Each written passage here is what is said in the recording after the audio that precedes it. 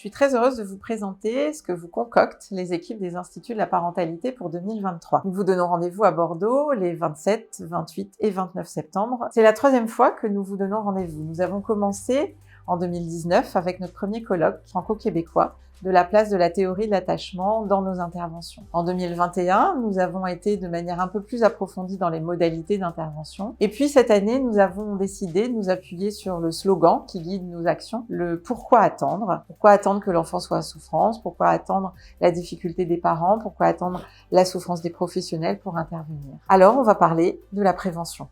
Au fond, quels que soient les sujets, qu'on parle de violence intrafamiliale, de délinquance, qu'elle soit juvénile ou plus tardive, mais aussi des maladies chroniques, d'épuisement parental. On évoque comme réponse la prévention comme une évidence. Mais qu'est-ce qu'on fait de cette prévention? Comment on la met en œuvre? Qu'est-ce qu'elle désigne? Voilà tout ce qui se cache derrière ce grand sujet de la prévention pour ce colloque de cette année.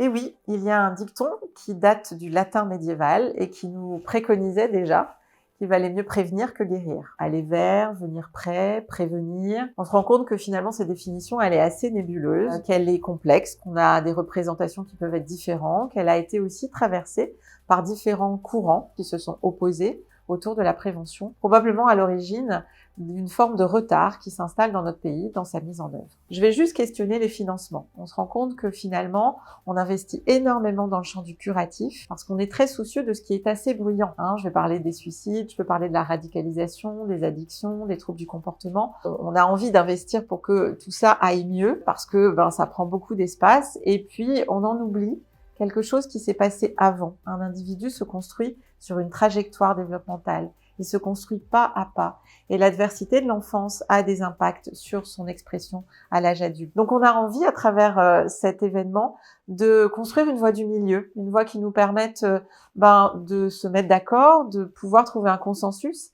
et de pouvoir avancer dans la mise en œuvre de la prévention en France.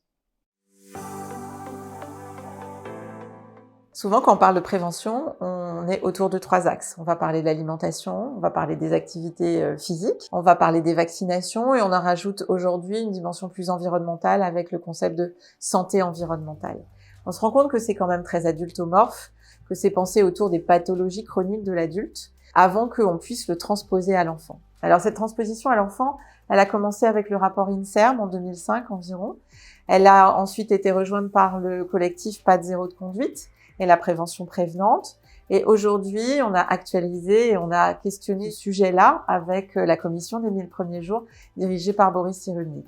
Donc vous voyez que il reste encore un travail à faire en termes de définition et c'est une des grandes aspirations de ce colloque et de ce rendez-vous pour que ensemble on réfléchisse à ce qu'est la prévention et comment on va pouvoir la mettre en œuvre sur le territoire.